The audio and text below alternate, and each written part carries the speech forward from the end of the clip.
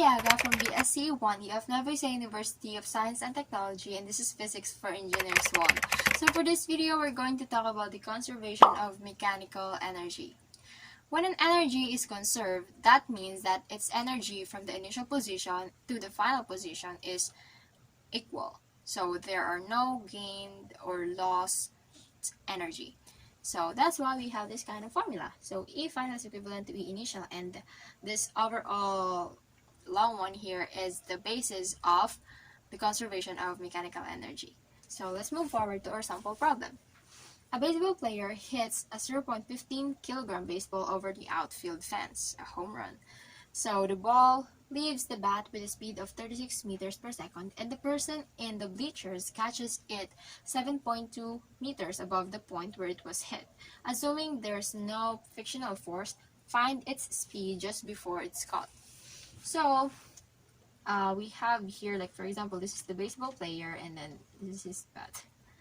So he hit the ball, and then it went home run. So, but the person in the bleachers, so this is our bleachers. So there's a person here,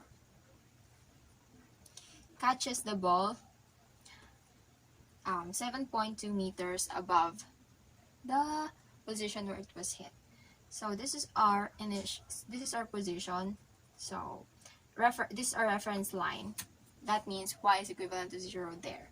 And then this is where it was caught.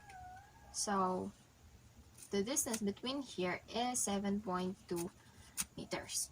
So this is our initial position, and this is our final position. What we're looking for is the speed right before the person in the bleachers caught the ball. So we have here an initial velocity of 36 meters per second. Yeah, so, and then since our y here is 0, this is our reference line, that means our potential energy here is also equivalent to 0. So that is on the initial position. So now we can try to solve for the missing value. We have this formula here. Let's first write that one. KEF plus PEF equals KEI plus PEI. What we're looking for is the velocity or final velocity. And we have here the initial potential energy of 0. That's why it's already converted to 0. So we were left with 1/2 mvf squared plus mgyf equals 1/2 mv initial squared.